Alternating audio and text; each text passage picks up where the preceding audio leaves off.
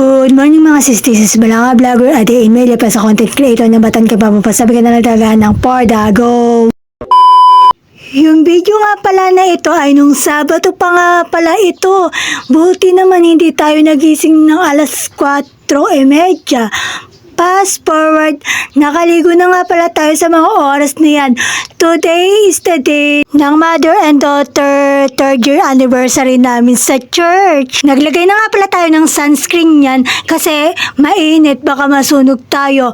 Ang init-init pa naman ng panahon ngayon, parang summer na.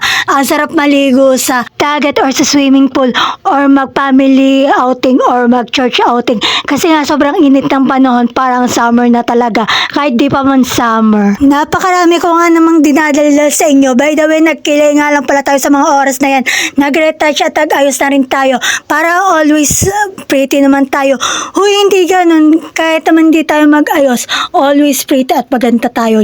Walang kokontra, char! Pagkatapos nga ay nagpabango tsaka nagsuklay na rin tayo. Nasa may sakay na nga pala ako at naghihintay na lang ako ng tricycle para makasakay para makapunta na ng church. Late na nga tayo sa mga oras na yun kasi sabi ko 11 ako makakapunta ng church. 12 na nga tayo nakapunta niyan. Sa mga oras na nga na yan, nagbabiyahe na nga kami papunta ng Limay kasi doon gaganapin ang aming mother and daughter 3rd year anniversary. Mag-highway na nga lang pala kami para mabilis. Nasa Pilar na nga pala kami sa mga oras na yan. At nakita ko nga yung espada ng Pilar, nagandahan ako kaya binidyohan ko rin. Kada dadaan nga kami ng Pilar ay nakikita ko yung cross ng Mount Samat. Pati binibidyohan ko na rin. Hindi pa nga ako nakakapunta sa Mount Samat. Yung ang tagal-tagal mo na sa Bataan pero hindi ka pa nakakapunta sa Mount Samat. Balang araw makakapunta rin ako sa Mount Samat. I-manifest na natin yan.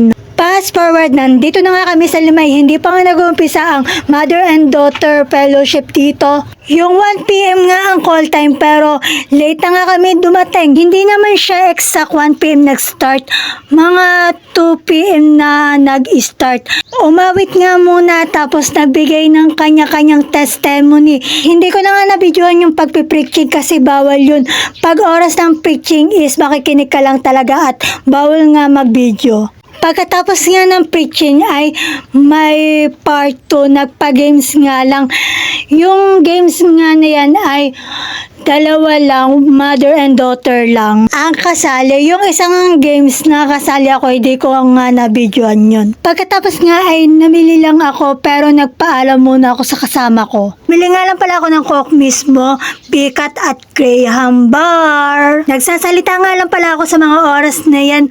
Pagkatapos nga ay pinakita ko lang dyan ang mga pinamili ko at bumalik na nga ako sa church. Tinikman ko na nga yung Graham Bar, the moment of truth.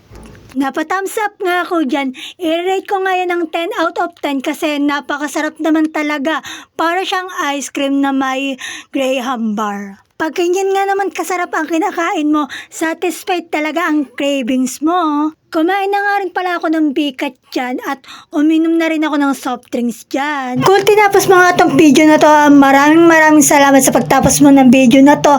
Masyado na nga pala mahaba ang video na to at yun lang naman for today's video. Huwag nyo nga pala kakalimutan mag-like, comment, share, and follow at yun lang, bye. God bless, salamat sa support, I love you all.